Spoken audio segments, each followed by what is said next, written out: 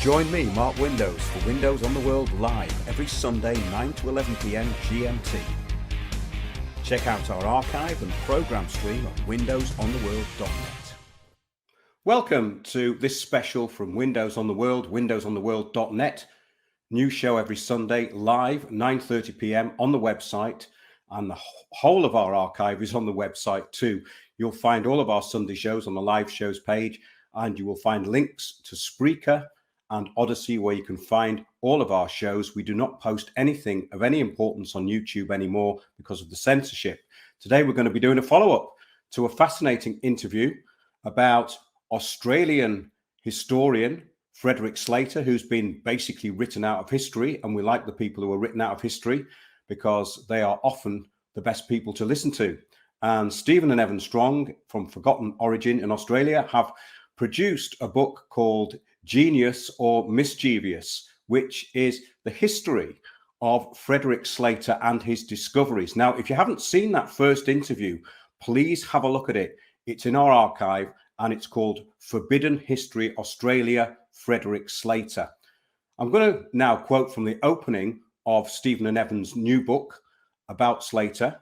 And this is from author Paul Wallace, and he states, Frederick Slater, who lived from 1887 to 1947, is a name which deserves to be known by every student of anthropology, linguistics, or archaeology, and indeed by anyone with an interest in human origins in the prehistory of Australia.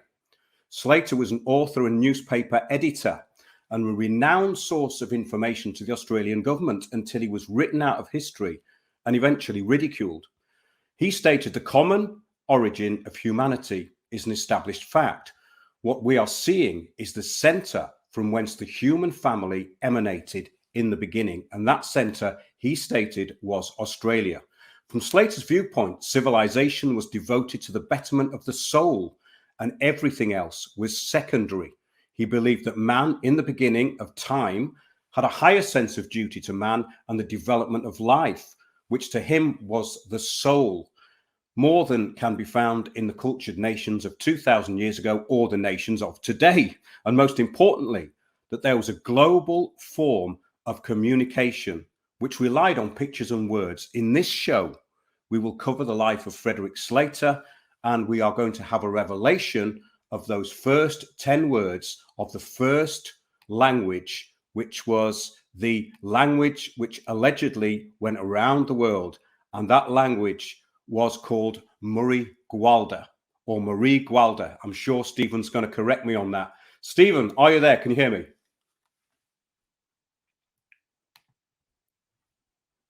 Now that I've unmuted myself, you can probably hear me. I was waiting for you to do that. Murray Gwalda is very clear. That's exactly right. So you did a good job on that. And I know that people overseas always have a lot of issues with the original language. Yes, Slater, I find interesting because of one thing. We're talking about the 1930s, and we're talking about a gentleman that says that we measure civilization not by the size of the bomb that you can create or the size of the bank balance or how much gold you store in Fort Knox, but it's all based around the soul. And he believed that this language, which was an integral part of a time when civilization was at its highest, what he means by that is that everything was devoted to spiritual concerns. And the sort of trappings we have today and the fear and the concerns and all these sort of things became a really large, huge second behind this, because this was everything. Now, you've got to remember, in the 1930s, to describe civilization as being marked by the soul and not by all the measurements that everyone else uses puts him at a very fine limb, right out on the left-hand side of everything. He's really saying that he's found a language, and we can add to it. We've been told from sources we don't doubt, the language was made on this planet, but inspired by off-worlders. So it's a combination, if you understand this, of us, our language, along with the inspiration and guidance of those that know a lot more about a lot of other things we don't understand. It's the best of both worlds. Now, they called it soul language because this language, it's not, I've got to make this point. This is not a language that when you go to the shopping market, you can use. I've got to make it's not a language like that. It's a language about spirituality, about the soul, and it's a language in ceremony and ritual.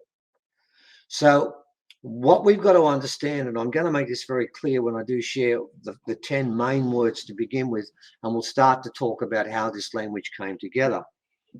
You need to understand, if you are going to write down these words, which you're quite welcome to do because it's going to be in the second book, all of it.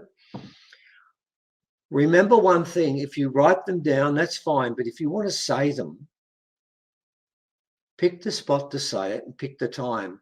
Remember, it's supposed to be, and it is, a language that addresses the soul, the spirit, and links you in to an extent. I mean, I know what Slater said about this. He said the reason why he called it the language and spirit and soul is because when you're speaking, he claims the spirits can hear what you're saying and listen to you. That being the case, it's probably not the best idea to use it while you're watching a football match, which I'll be watching later on tonight. It's best to be used when you're out in the country, somewhere on your own, or doing ceremony, and then it will have an impact. So I've got to make that point when we start. This language is a language that was used at a time when the most important aspect of everything was the spirit, the soul, the creator. And that was what we were focused on. So there is that sort of, how can I put it, proviso when we do talk about those words, that you understand once you write them down, you're obliged to use them well. That's really interesting, Stephen, because recently, over the past, well, quite a few years, I've got down to that kind of philosophy myself with language, in that everything you put out and every word should be measured because it's important. Yes. And that's something that seems to be lost now because language has been completely restricted. And even with a restricted language, like what you're saying, things can still be very expansive. And that's what's really interesting to me about what Slater was saying, that the words had a power and a meaning, and there was a linked up belief going on, which was all about the betterment of the human psyche, soul, spirit. It's very important, Mark. If you think about this, there's a chant, which I'm sure you know, that begins with the word Om, and they tell us that that word has a resonance. Now, that belongs to a religion that has around about 1 billion people following it, so there could be something in that. I'd like to go further and say the words that were chosen because of the resonance it created. So you're right about this. These words were chosen very carefully, and they were chosen to make sure that you could, the same way there are mantras that people are given that open up themselves to other points of view and other locations and other beings and other etheric presences. The same thing applies. The original people were doing exactly the same thing. There's no difference here. And it's sort of interesting because there's one of the words there I'm looking at. There's some of those words. It's a combination of vowels. The original language has always been like that. But it was interesting when we did an online conference a couple of days ago, and I spoke about the first word on the list. I only spoke about the first word. I didn't read them all out then. I'm doing this today. And I spoke about the word Maal, which is M-A-A-L. And I spoke about the fact that it represents about 5 different meanings, and it's mathematical. And while I was saying that, one of the elders typed in exactly what I said next. It represents the number 1. And he said exactly the same thing. He said in our language, Maal represents number 1. So these words have been chosen. And even when the first language evolved into 500 other languages, you will find these words I'm going to read out are common throughout all of them. So what you have is a base language that Slater claimed was the base language for the whole planet. And some people might think, oh, no, I'm not so sure about that. But can I ask you, if you don't believe that, there's a little section in the Bible. It's about the Tower of Babel. And the point you've got to remember is before the tower fell, everyone spoke one language. So if you're prepared to swear on a Bible, to swear to tell the truth when you go to court, it's possible some of the stuff written in there could be the truth too. We believe this was the case. So we believe this language was a language that is the base. And if you look at a lot of languages now, because it's pictographs, which most Asian languages are, which hieroglyphs were. So when you look at these pictographs, they begin here and then it spreads in other places, and then finally letters appear.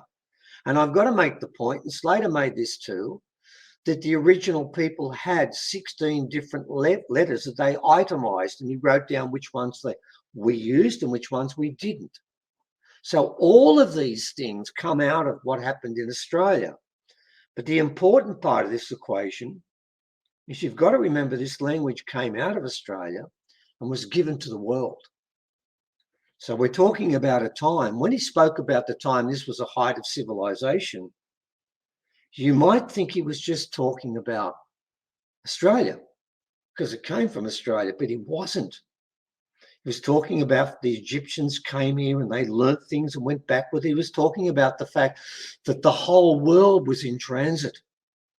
And this is not what we've been told. And this is the important part of this, Mark.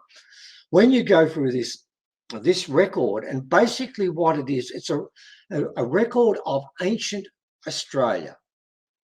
This is what this whole thing is about, because he's recorded all these things, and it's a historical record of what happened in this country. And the problem is what he's written down is in stark contradiction with literally everything written about our prehistory. There's nothing in common. I mean, we've got a story that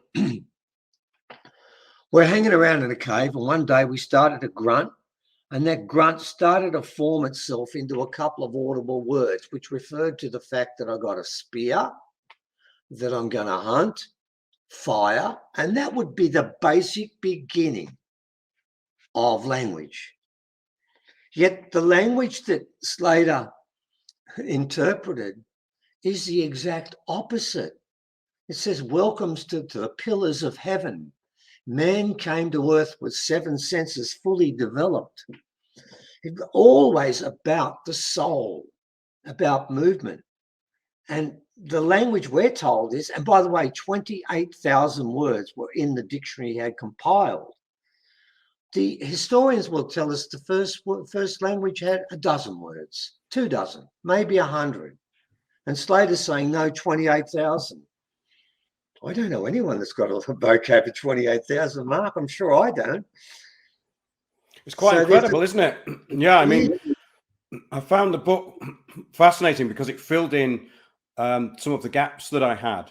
But of course, we've got a massive history behind Slater, and it's really about the discovery of Australia. And we covered that in the last show. So I would suggest that people go and listen to that, Forbidden History Australia, and also check out your book, Genius or Mischievous, The Story of Frederick Slater. You can get that at forgottenorigin.com. But what really interested me was these extra 2 senses that we were supposed to have had. It's brilliant, isn't it? You've got to remember, you keep thinking this guy was in the 1930s and 20s coming up with these stories like this. We've got aliens taken off in spaceships and extra 2 senses. Yeah, he was very adamant that when we were our civilization was fully developed, we had those 2 senses. He's told us that we lost them. Now, what they are, that's not that hard. That's not that hard. It's not hard to read into that, and it's not hard to read it through his language. Those would be the senses that today people would call, well, the scientists would say, of course, The scientists would say that telepathy, telekinesis, clairvoyance, all those things don't exist. So look, we better not worry about it. But Slater would say no. These were common, innate senses that all humans had. Now, I think what you're finding with those two senses, it's not as if it's clairvoyance and telepathy or telekinesis. I think it's two general categories of the paranormal science that we look at. One might be to do with levitation and doing things like that and moving things. And the other one would be to do with things with your mind, where you can read things and see things. I'm not fully sure, but I am fully sure, because we've read his work, that he was adamant that when we talk about this magic and this sort of stuff, he was extremely open to that and saw that is the general area those two senses were drawn from.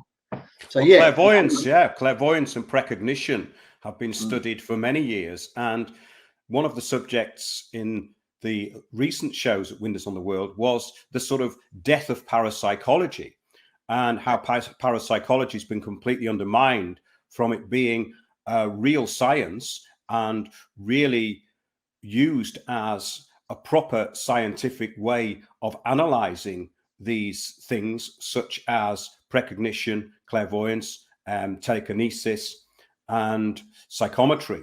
And these were done under strict laboratory conditions. Yes. And the Russians were very big on this as well, even in the 70s. I mean, I've got many volumes which cover controlled scientific experiments, and this stuff is now being denigrated, and that really ties in to the denigration of language and the degeneration of culture. Mm-hmm. So what we're seeing is the end of a civilization, and I keep reiterating that we need to build a new one, and the people who are aware that this one's coming to an end need to actually start working on that. That's something I find really important, Stephen. I think it's extremely important, and I do believe, as you know, Mark, we're quite taken, and we believe solidly that there was a ceremony that took place 3 years ago that inaugurated this change. But it's very important that when this change does come about, what are we going to do? Are we going to go back and do the same things we did before? Because Einstein told us the highest form of stupidity to repeat the same thing and expect it's going to get better. It won't. I believe the reason why this language was found now, and I'm going to make sure as we get to around about 5 past, we start talking about these words in particular. I believe it was found now because it was meant to be found now, because in the future, I would be arguing that in our education system, these words should be taught. Children and they should be taught how to use it and when to use it respectfully. And that should affect the children in a certain way. I've got to make the point. I've only read these 10 words out once, and I did it once in front of 2 elders, and they sat back and listened. I said it to finish, did it have an effect? And both of them said the same thing, that it was massive.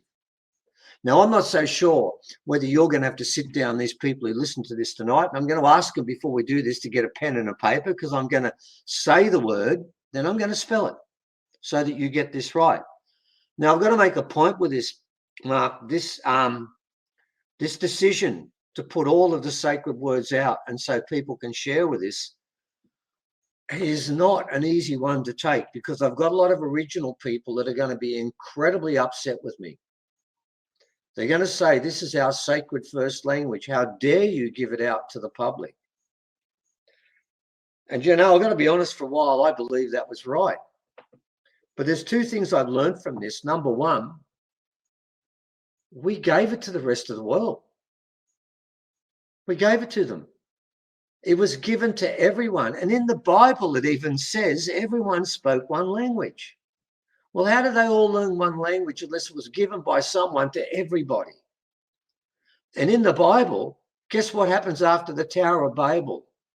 The whole place falls apart and still does to this day, because we can't talk. And enmity between people came about through this loss of the first language. Yeah. That's the important part of this, Mark. I'm glad you said that rather than I did, because I think this is the focal part of this.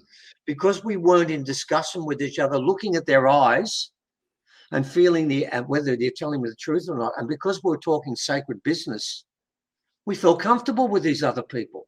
But now when you speak in Arabic and I speak in English, we don't know what we're saying. You could be calling me anything and I could be doing the same and I wouldn't know. So I believe this is so important that this language was found now. It was hidden for 70 years and then found by mistake.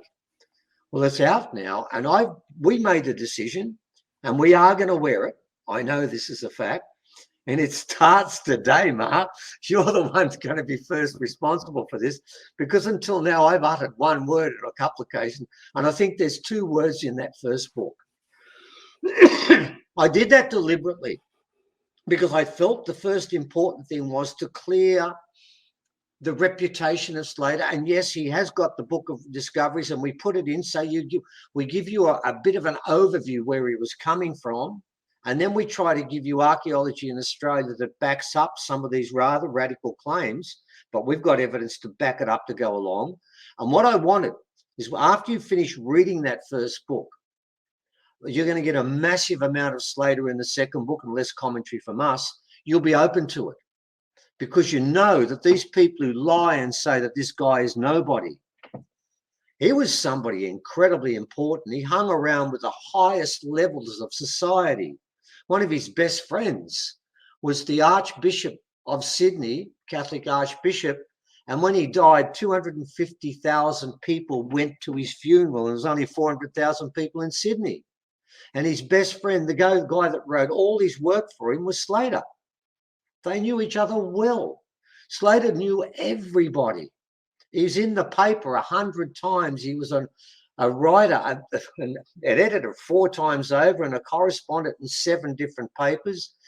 He was well known, and he found this information, and it was written way back in the 1820s and 30s when whitefellas had just got to this country, and one tribe trusted one woman. She wrote down every word in the first language, and then it fell into Slater's lap.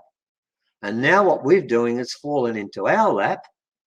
And we've decided, because we've got the only copy of this book in the world, because it's gone. It's not even the copy of the book. It's the manuscript with scribble all over it. What we've decided to do is to give it to everybody. Because I think this is the time when this sort of stuff, like you said before, we need to start talking to each other. If we can all talk the same language, man, that's going to be a better world than the one we've got now. Well, discovering this stuff is paramount. And that's what this show's really always been about, Stephen. And we've been talking for many years now. And I know you've been denigrated in a way that I have. I've been completely locked out of even the alternative media. Well, the so-called alternative media, isn't alternative, of course, won't really talk to me because my stuff is a bit too expansive and gets to the point.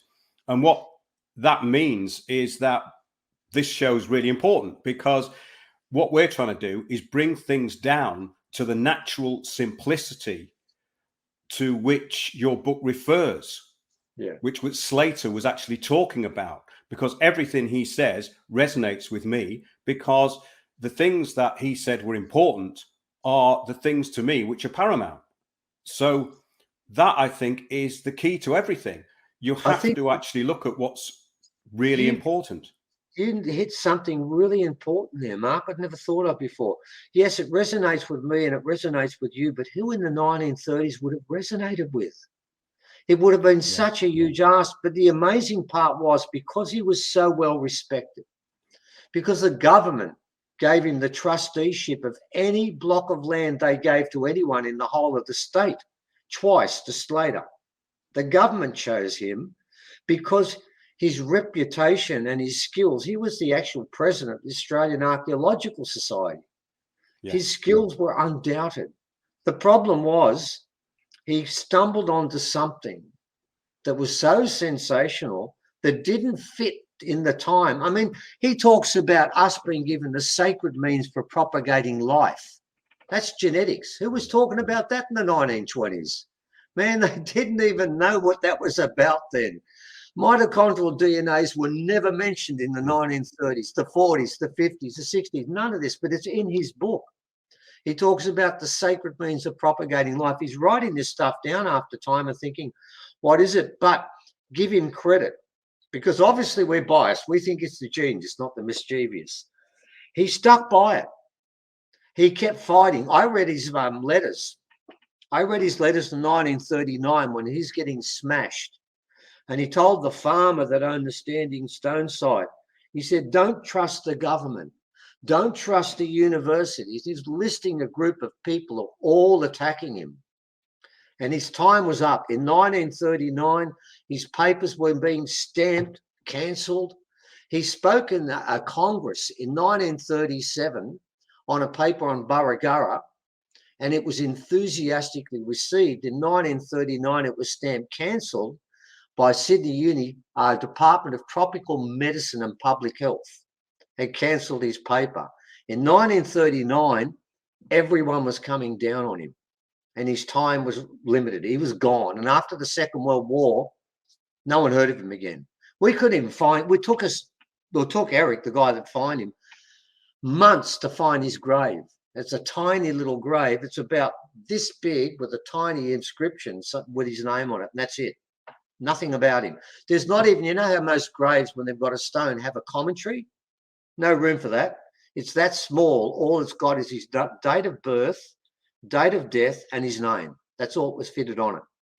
So he went from being really, really big time in the 1930s, and everyone knew him and respected him, to nobody. And then soon after, the critics, and I've got to make this point, the critics, when they attacked him and said he's an idiot, he's a fool, he's a liar, they never used a quotation mark because they never had his papers. They claimed he never wrote any papers. We've got 8 scientific papers he wrote that were accepted, and everyone says he wrote none. It was just a pack of lies, because the problem was the stuff he was saying was, and I'm going to be honest about this, he said that our gods came in a bloody spaceship. It was simple as that.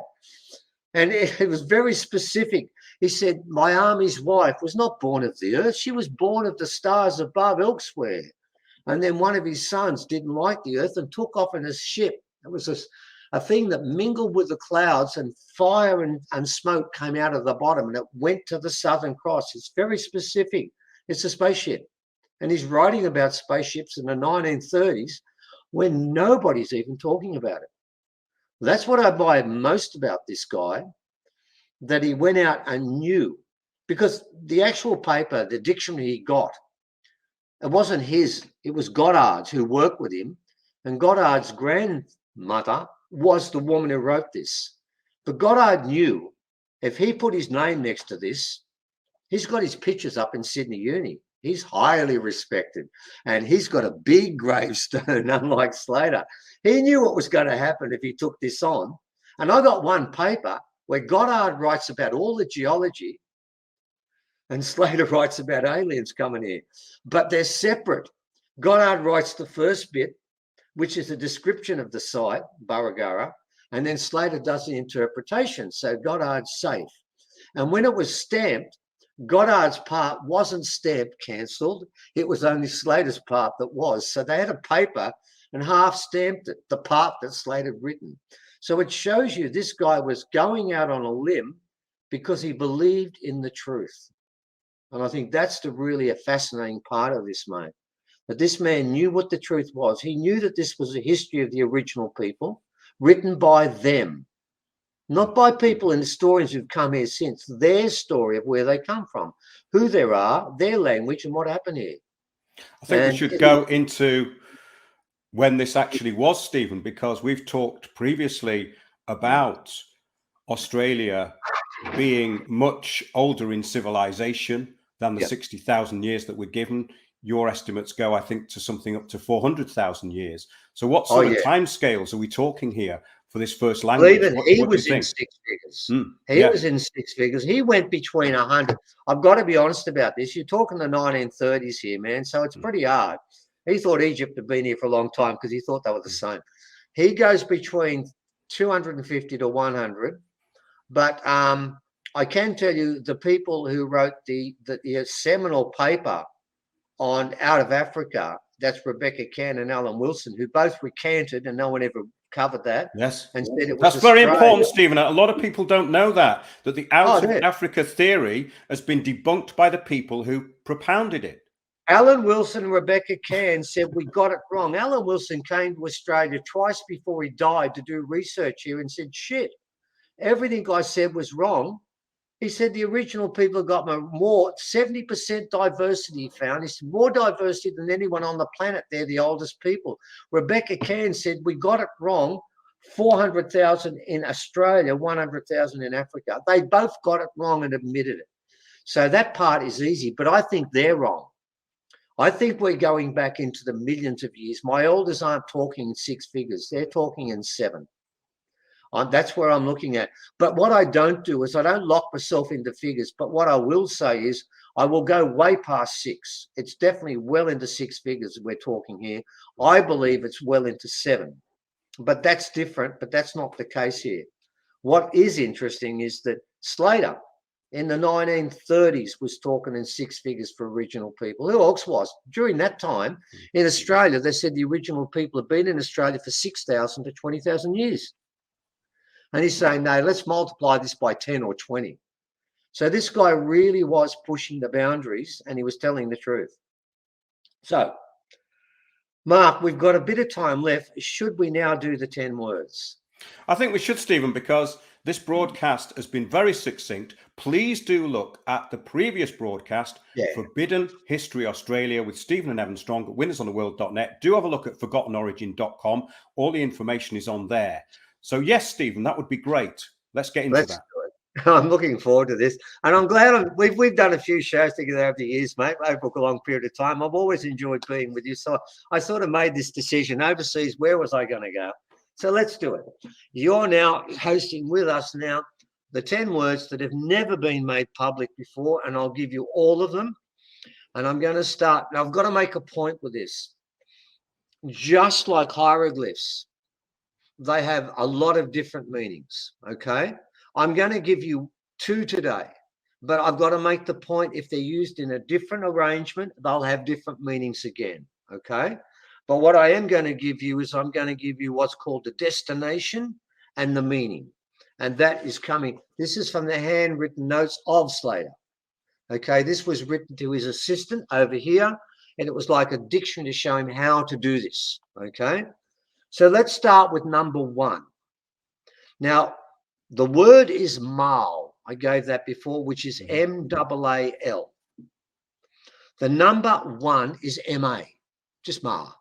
Okay, now mal has 2 meanings. Okay, and when I read these meanings, you'll start to get it. When we do the 10 sets of meanings, which I will, you'll start to get a feeling for what this language is about.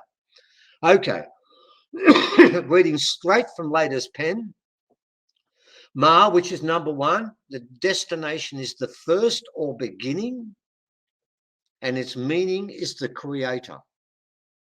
Okay, so no, we're not hunting, we're not catching any animals, and we're not grabbing women by the hair and banging on the head. Let's do number 2. Now, the number for this one is B-O, but it comes from the word bula, which is B-O-O-L-A. Now, that means air, breath, and wind. That is its destination. And its meaning is air. Okay, so the first one is the creator. The second one is air. Now, what is fascinating, and this shows you how esoteric the original people language, this language was, is number 3 is about darkness. Because without darkness, there isn't light. The creator brings light. Then there's air, and then there's darkness. This is all done very carefully. Okay, yo is 3, which is Y-O-O. Oh, did I spell Bula? I don't know if I did. I'm not sure. No, I think it'd be good to go over the spelling so far, actually, Stephen. Have I done that? If we can just, maybe just spell the first 3 out. Yeah, I've done that. Okay, Ma was M-A-A-L. Yes. Bula is B-O-O-L. So we're up to date now. Now, number 3, the third one is Ulingula. You've got to remember, original language is very, very vowel-centered. Now, I'll spell it. Y-O-O-L-I-N-G-U-L-L-A.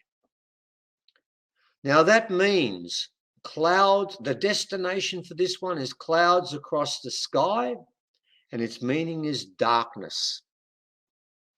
Darkness is very important. So, without darkness, what must come next? fire. And that's what we're going to deal with next. Now, that's number 4. Now, this one is hyphenated. Oh, God, give me, some of these are hard, by the way.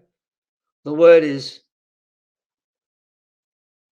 Wemulanda. I better spell that for you. Wemoolanda.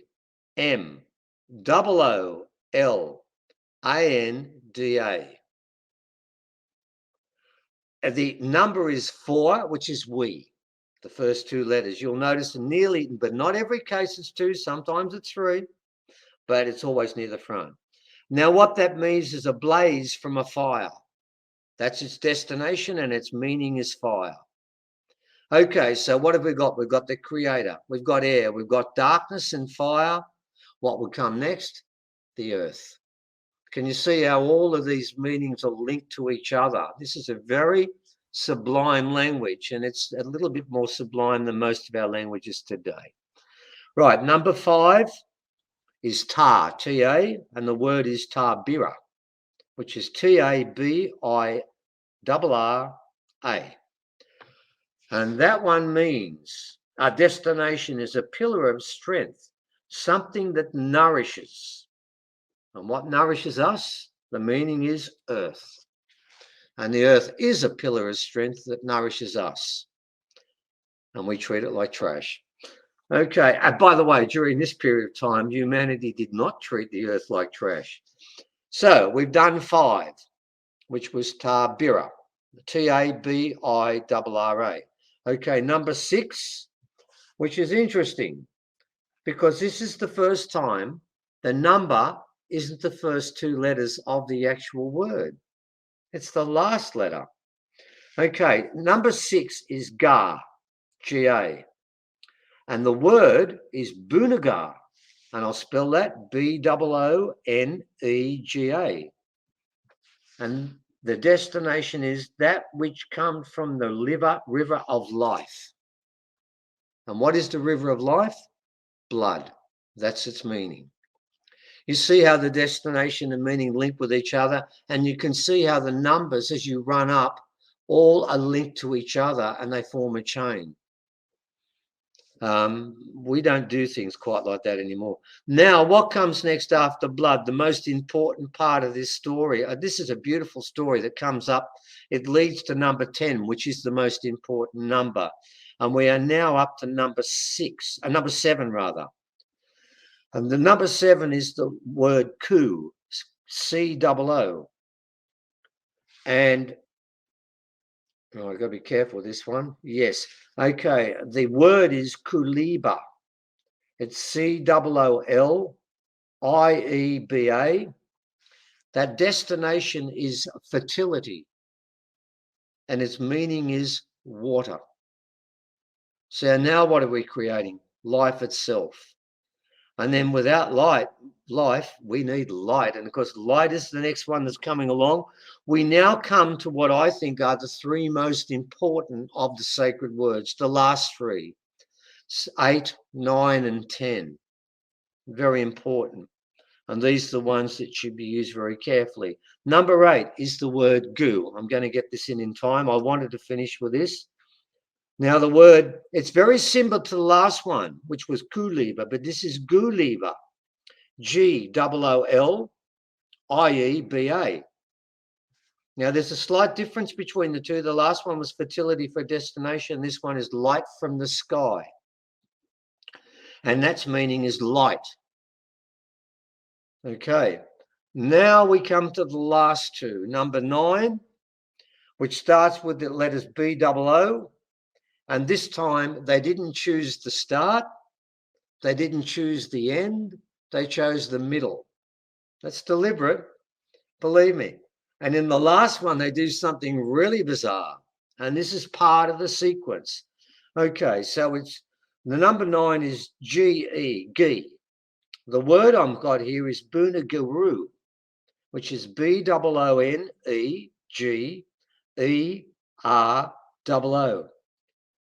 Don't you guys feel like you're doing a spelling lesson in school? Sorry, shouldn't have done that. Booneguru. Okay, what's its destination? The guide to truth. And its meaning is truth.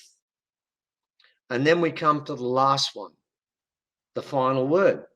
And that's all we'll do for today. Next time, Mark, we do this, we'll go to another set of words. We'll do it in half, okay? And the last one is interesting. It's number 10, which is the highest number. And the word is moo, M-O-O. Now, what's fascinating about this one is in the word I'm going to read, those word letters aren't together. They've taken the double O from one part, which is the third and fourth letter, then taken the M, which is the seventh letter, and put them together and put the M in front of the O. They've completely changed around this one. So this word I've already learnt must be the most important word. Okay, so it's moo, M-O-O 10, and the word is Thulamuri. Now, I've got to tell you something. Blackfellas, original people, a lot of us call ourselves Murray, M-R-R-E. This is called Thulamuri. And that one is called the Tree of Life. That's its destination. And its meaning is man. And I want to make a point before we close. Did you notice that the most sacred word of all those words, it began with the creator as 1 and finished with man as 10? The start and the beginning. That's not a coincidence. And what I was trying to show you as we went through these 10 numbers there, each one of these words works off the one before and leads on to the one that follows. This is all done at a really sublime intellectual level. I'm going to be honest, we aren't there today. No, and it's also easy to remember because a lot of this stuff comes from oral tradition, doesn't it? Oh, yes. So in other words, it has to be easy to remember and it has to make sense continuously. And can I just show you one last thing? We're supposed to stop because I'm supposed to be doing another show, but bugger them, they can wait a bit longer. I want to just show you one last thing, just for you listeners this time, watchers too, by the way. What am I talking, listeners? Listen, hello, my apologies. I just want to show you how this language works now. I want to take the word moo. Remember that one we used at the start there? And I think that was the number 10. Right. Look what happens here. We've got moo, which means life. Then if we have the word muam, it becomes the bringer of life. Then, let me just check this as I go along. If we do muran, where life began. If we do Mori, light of the world, son of the life, director of life. If we do Mori, which by the way is a town that I taught in New South Wales, that means man endowed with a spirit. Still got life here, haven't we? Then we do Moro, hands by which man keeps himself in life. Then we've got Mugi, stone axe, a gift to man, enabling him to make his way through life's difficulties. Moongar, a shield, a covering for the head. They all came from the same beginning word, but the beauty of this language, there are about 25 to 30 suffixes and 25 to 30 prefixes that you can add to it. And what they do is they take parts of that word and put it into another word. And then you end up with over 28,000 words. And people knew them all. This is a time when humanity really did peak. Yes, Stephen. Did they actually have an alphabet, or was it just based around words? Yes. And I'll give it to you now. It's written down here. Okay. The letters not used in the alphabet, right? And he's got it written down as F, Q, S, X, and Z. He's written here a language built entirely on vowels. A, B, C, D, E, F, G, H, I, J, K, L, M, N, O, P, R, T, U, V, Y, W, and Y were used in their language. They had that as well. Just like the Egyptians, the glyphs can mean letters and they can mean words. Where did they get that from? Just like here. The pictograms can mean letters, and there are the 16 of them, and they can lead words. Well, we also have Egypt and Australia, just to remind our viewers out there, we have Egypt and Australia, and that is very important when we got the carry-on glyphs, and people can Oh, look into yeah. that themselves. But yeah, this is fascinating, Stephen. Yeah. Yeah, it is, mate. So, ladies and gentlemen, what we've done for the first time on anywhere is we've started by giving you, now there's two sections to this, and I've actually been reading straight from the written notes that were put down in 1938. So this is actually, it's fresh off the press, so to speak. But on another part of this, there's another section that talks about the other important words, which I'm going to hold up now. And these are the sense words, and we'll talk about them next time. Yeah. And what we've got is we've got 7 of them. Oh, do you remember what we talked about, the 7 senses? Yes. Yes. Yes, they're there. And there's interesting ones there, like feeling, animation. These are senses they talk about, right?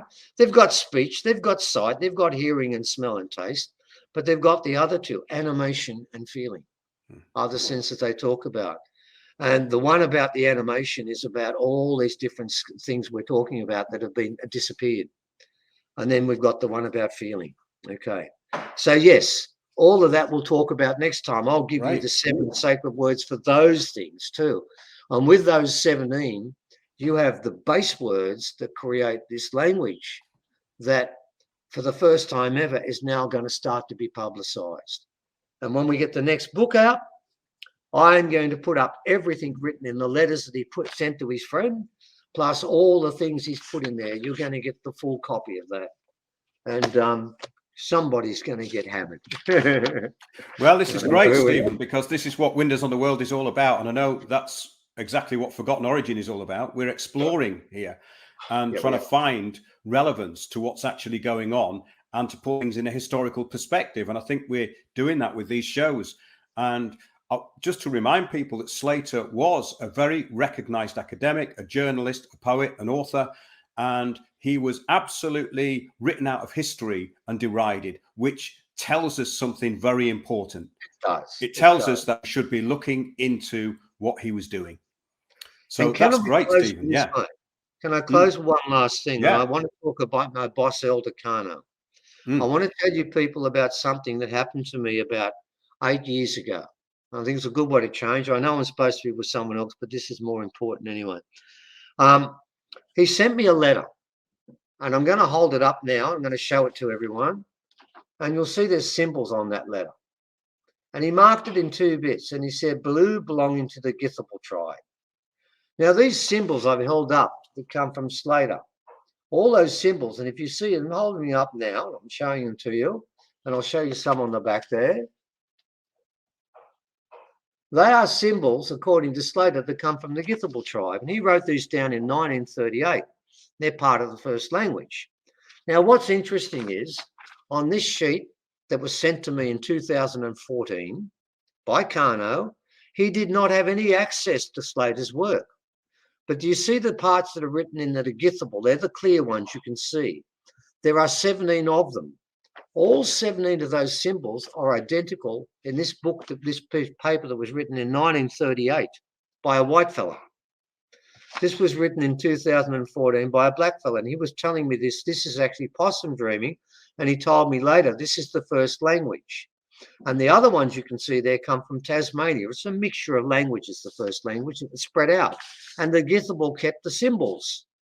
Now, what's interesting is how could Slater be wrong if an elder 80 years after that has never seen his work shows me symbols that are identical to what Slater wrote when he said this was first language, and Kano said that is first language. What that does is it proves that Kano was right, and it proves that Slater was right, and it proves that everyone else that thinks Slater is an idiot is wrong, because in that's other words, the actual proof.